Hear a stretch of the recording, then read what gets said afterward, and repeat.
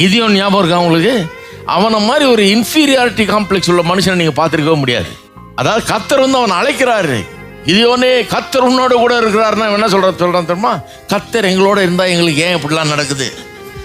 நாங்க விவசாயம் பண்ணி எல்லா தானியத்தையும் அறுவடை செஞ்சு எல்லாம் மூட்டை மூட்டையாக கட்டி எல்லாம் காய வச்சு எல்லாம் பண்ணி மூட்டை கட்டி வச்சிருந்தா இந்த விரோதிகள் வந்து எங்கள்கிட்ட இருந்து பிடிங்கி எடுத்துட்டு போயிடுறானே, இதெல்லாம் எங்களுக்கு நடக்குமா? கர்த்தர் எங்களோட இருந்தா அந்த மாதிரிலாம் நடக்குமா அப்படின்னு கேட்குறான்.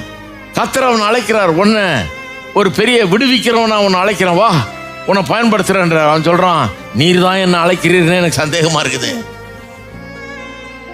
அதனால தோலை விரிக்கிறேன் நான்.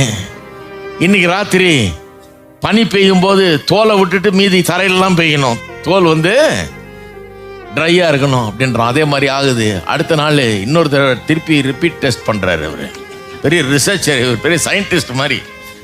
இன்னைக்கு வந்து வெறும் தோல் மேல பெய்யணும் பனி, தரையெல்லாம். கர்த்தர் சரி இவன் கிடக்குறான், சந்தேகம் தீரவே தீராது இவனுக்குன்னு 2 தடவையும் பண்றாரு. நீங்களும் அதுக்குன்னு தோல் விரிக்காதீங்க, தோல் விரிச்சா தோல் உறிஞ்சிரும். கர்த்தர் இந்த மாதிரிலாம் பரீட்சை பார்க்க கூடாது பாருங்க. கர்த்தர் சொன்னா நம்பணும், நம்ப கத்துக்கணும். சும்மா சந்தேக பேர் வழியிலாவே இருக்கக்கூடாது. சரி பைபிள்ல இருக்குன்னு நம்மளும் விரிச்சு பார்க்கலான்னு பார்க்காதீங்க. அப்புறம் தோல் உறிஞ்சு அப்புறம் வந்து அழக்கூடாது.